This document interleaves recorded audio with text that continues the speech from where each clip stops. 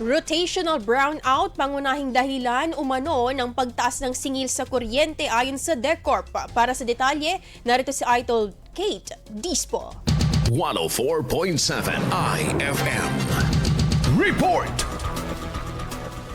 Ipinaliwanag ng Dagupan Electric Corporation ang pagtaas ng singil ng kuryente nitong nakalipas na buwan at nagbigay ng mahalagang impormasyon kaugnay sa pagbayad ng electric bills at tamang paggamit ng kuryente. Ayon sa DECORP, isa sa mga pangunahing dahilan ng pagtaas ng singil ay ang rotational brownout na naranasan noong nakaraang buwan na nagdulot ng kakulangan sa supply ng kuryente. Dahil dito, kinailangan paandarin ng mas mahal na planta upang matugunan ang pangangailangan sa enerhiya. Nabatid na tumaas ng humigit kumulang 2.80 pesos kada kilowatt-hour ang presyo sa merkado kumpara noong nakaraang buwan. Bahagyang pagtaas din daw sa transmission rate dahil sa mga serbisyong may kaugnayan sa transmission sector, ngunit nilinaw ng tanggapan na wala itong direktang kontrol sa mga pagbabago sa generation at transmission charges. Ang natitirang pangangailangan sa kuryente ng mga consumer ay kinakailangang bilhin mula sa merkado, lalo na kung hindi sapat ang nakakontratang supply na nakadepende rin sa aktual na konsumo ng mga customer. Kumpara sa ibang distribution utilities na natili pa ring mas mababa umano ang antas ng kanilang singil. Samantala, ipinaalala rin ng DECORP ang advisory ng Energy Regulatory Commission na nagsasaad na ang mga consumer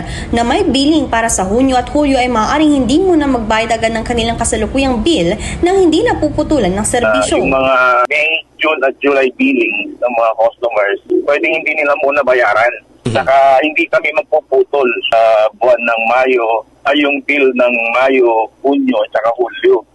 Ngayon, kung may mga pinuputol pa kami, hindi dahil doon sa May bill. Pinuputol namin yung mga April at saka yung mga medyo may mga March pa, mga gano'n. Hinimok din ng DECORP ang publiko na huwag maniwala sa mga individual na nangangako makakapagpababa ng konsumo sa pamamagitan ng illegal na koneksyon o paggamit ng mga hindi otorisadong kagamitan. Nagbabala rin ang DECORP laban sa paggamit ng mga electrical facilities bilang sampayan o pagdudutungan ng mga alambre dahil maaari itong magdulot ng electric shock at iba pang aksidente. Pinayuhan ng mga residente na huwag pakialaman o hadlangan ang mga linya ng kuryente upang maiwasan ang panganib sa kanilang kaligtasan at sa maayos na daloy ng serbisyo ng kuryente. Kasama mo mula rito sa IFM Dagupan, ako po si Idol Kate Dispo. Tatak, IFM.